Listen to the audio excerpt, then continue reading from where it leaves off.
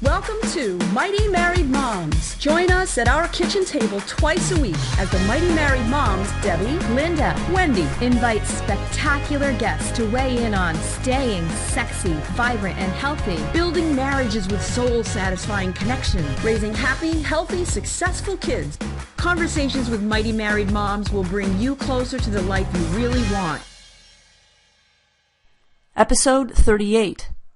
Hello everyone. Welcome to the Thursday edition of Mighty Married Moms. And we had a wonderful discussion on Monday with a wonderful woman named Susie Miller of SusieMiller.com. Great. Wonderful. Yes. And the author of a brand new book that has an unbelievable title, but we actually were able to see, maybe she was right. It's called Listen, Learn, Love, and How to Improve Your Relationship in Less Than 30 Days. Yep. Less than 30 days. Seemed a bit of a stretch, but once we unpacked it with her, it was actually quite doable. So it was a great conversation. She is a person that has moved from marriage and relationship therapy to marriage and relationship coaching. And one of the ways that she made that distinction, which I thought was really, really helpful, is that these are relationships that need tweaking and needing a little bit of a boost rather than actually kind of at death's door gasping for air. So I thought that was a very helpful distinction, and that it allows everybody to kind of say, oh, couldn't we all use a little bit of coaching? You know, couldn't I learn to hit the ball better over home plate? Or couldn't I learn to hit the golf ball a little bit better? And so I'm going to invest in some coaching. So I thought that was really, really helpful. But Susie was full of energy and just really brought a lot to the table, I think, in terms of relationships. What were the key takeaways that you guys got? Oh, definitely. I mean, the key takeaway really is right in the title of her book, which is Listen, Learn, Love, and the different ways that we can do that. Yeah. And, I mean, we can go into it a little bit more. How about you, Linda? Yeah, I was going to say definitely the same thing. And we've heard it before, but she certainly, everybody brings their own their own flavor to it, about the whole listening, and people need to be heard. They don't want to be fixed. They want to be heard, and she did talk about that. She talked about when we listen, we instantly go to, well, we're thinking about the next thing that we're going to say, so we're not really listening, and we're also thinking, okay, I need to fix, they just told me something, so I need to fix them, particularly as parents, right? Parents do that with their kids, and I know I'm guilty of it for sure. You don't want them to be sad. You never want to see people that you love feel bad, feel sad, be in pain, any way, shape, or form. So you especially as women, I think we want to help. Come to the rescue. Come to the rescue. But she gave this great example of her son coming to her and saying, oh, I hate my life, I don't have any friends. And she kind of laid it out there for the three of us, and I jumped in and I said, oh no, honey, that's not true. Of course you have friends. She said, exactly, that's what we tend to do. It's just jump in and rescue or try to deflect. We don't want them to be in pain and think they don't have any friends. But what's really therapeutic, what's really kind, what's really loving is to sit there and to clarify and validate how they got there.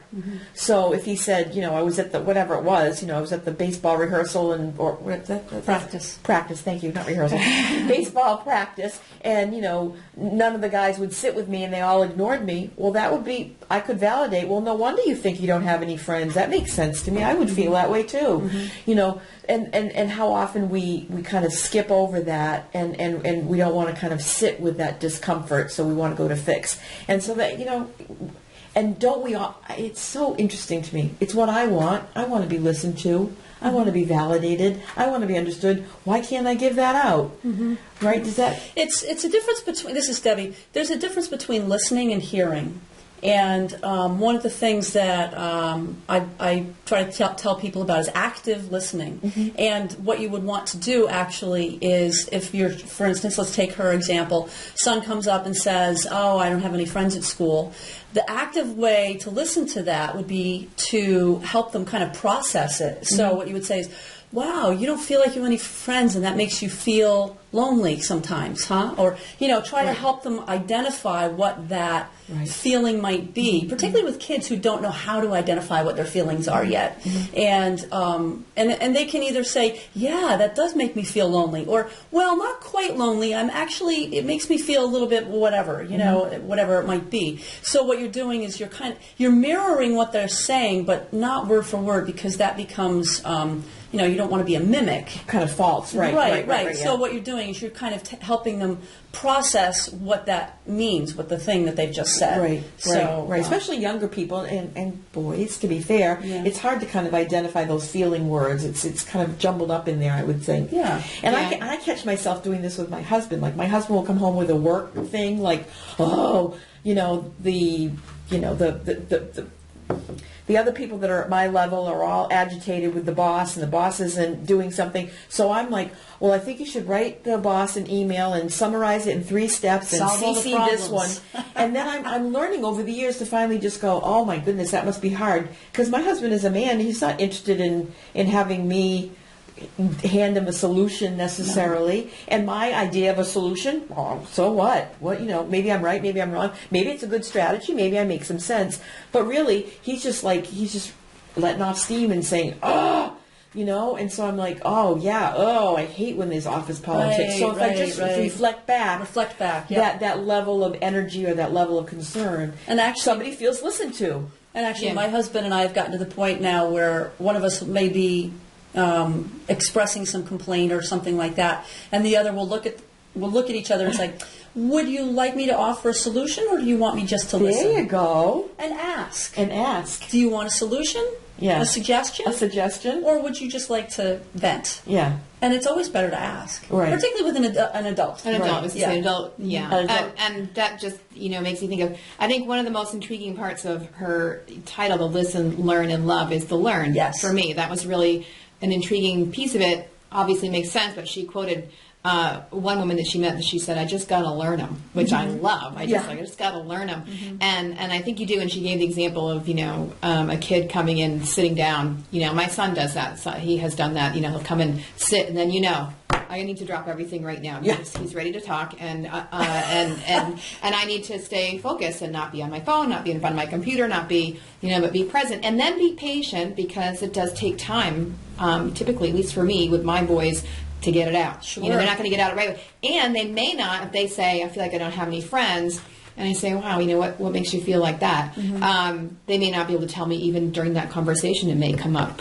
later, or may come up during that conversation, but it's hard, like you said, it's hard for them to articulate. And I like your idea of kind of prompting them, does that make you feel lonely? Like what tell me how else you're feeling. I think is really a good suggestion, because I think it is hard for them to articulate.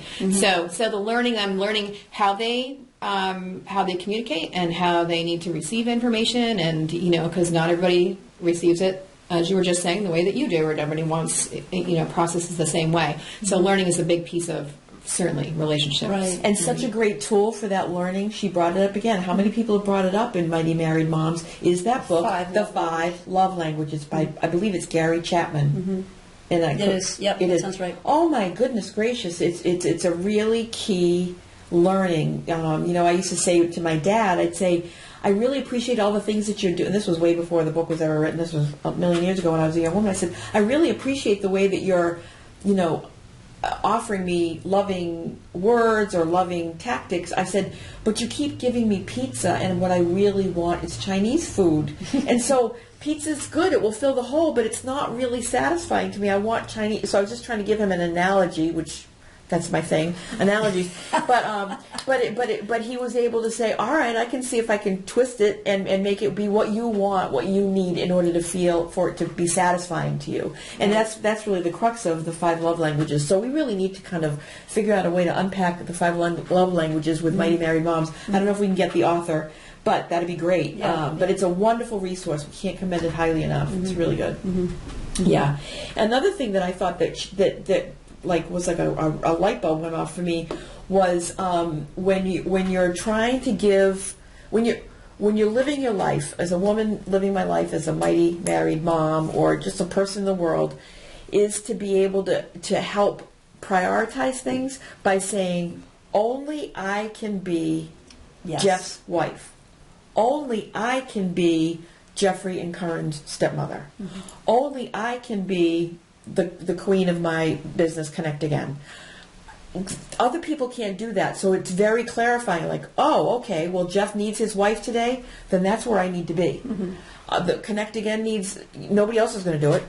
So it helps to really clarify the day and prioritize. I thought that was brilliant. Only I can be fill in the blank. I love that. Did you? Yeah. Yeah. Great way to identify the big rocks of your day and where you need to spend your time. Because if other things come along, like, oh, can you volunteer for this parent-teacher or this teacher luncheon, is that going to, is it a good thing for me to do today? Because it's a good thing to connect with the teachers, and is that going to be a positive thing? Or is it going to take away from, really what I need to accomplish, where I need to focus? Because as women, we tend to not take any time to take care of ourselves, right? We're always thinking about what everybody else's needs are, and so we want to fill all the needs. I mean, I am guilty of it. Yes, sure. Oh, sure. Yes, I'll do that. Yes, I'll do that. And then I feel depleted, and I feel like I'm not getting accomplished what I need to accomplish, right? So, and then in the end, day after day, week after week, month after month, year after year, you can really start to feel more and more depleted. And I think that's why, people talk about their kids go off to college and they're empty nesters, and they go, whoa, who am I? Who am I? Who are you? Right, that I'm living with, because we haven't given the attention to the things that are important. Well, as parents, one of the things I tell people is to see how full your child's tank is. And that tank might need to be replenished with a little extra time. It might need to be replenished with going out and doing something special, or just sitting down and giving that child extra attention for 10 minutes. Sometimes that's all it takes to replenish a child's tank.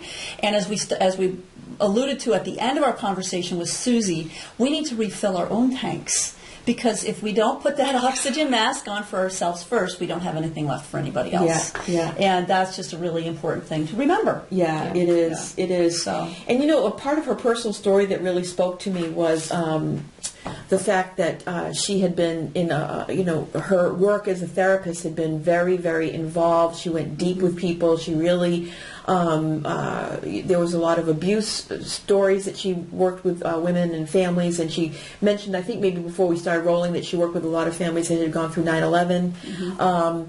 And so, because she lives in the D.C. area, and so she was able to work with a lot of families who've gone through a lot of trauma, and it really started to take a toll on her. And her physician, when she came up with a cancer diagnosis, said, "There's a connection between stress and cancer, and I'm asking you to consider, would you like to kind of relook at your work life to make it a little bit less stressful?"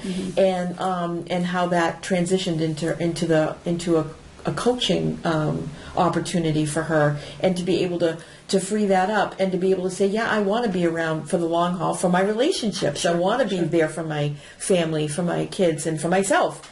And I just really found that a really interesting way. It may be a little bit left of center to our conversation here. Well, it's not really, because we were also talking about harmony versus balance. Yes. And I've heard a lot of people kind of poo-poo the word balance over the last couple of years, and I have to agree. And work-life balance is elusive. It's not real. It's not real. It's not a reality. Right. But I love her idea of harmony, and I've heard that from at least one other person prior to this too, where work-life harmony is about as good as we can get. And at some point, I'm a violinist, and I played in orchestra for many years. Also, I wish, Susie, what was your instrument? I was going to ask you. Yeah, that's right.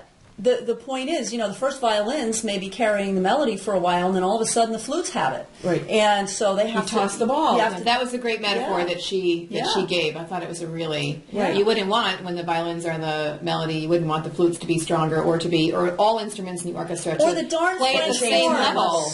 Or the darn French horns who don't know how to play quietly. Excuse me. But yes, that was a great example. That was really, for me, I was like, oh, what a beautiful way to put it, is that you wouldn't want the entire orchestra to be playing the same level all the time. Or it wouldn't be beautiful music, right? Or doing their own thing all the time. Or doing their own thing all the time. They each have a role. They have things that they need to do. And there are times and seasons to be loud and out front, and then there are times and seasons to sit there with your instrument on your lap. And we all that's harmony. And that's harmony. And it's still a beautiful life. You're participating in that larger endeavor. Yeah. Whether you're quiet, sitting in, like I imagine it might have been, it's difficult to be sitting in a chemotherapy chair saying, I'm just doing all this receiving. I'm not producing. I'm not giving anything back. That's a very tough position for many people to be in that sick role.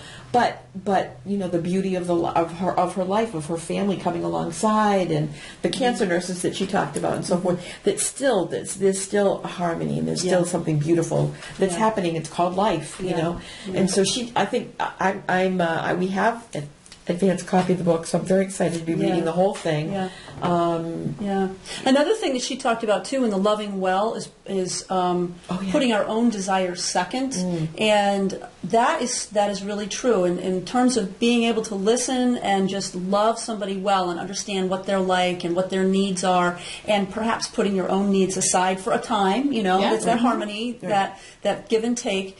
And that, as far as I'm concerned, that is very similar to what I talk about in terms of servant leadership. Yes. Where you're a leader in your family as the parent, but you do it from a servant position. And everybody, you teach people what their roles are. You help them. You give them an opportunity to have a say, like everybody in the orchestra has a say.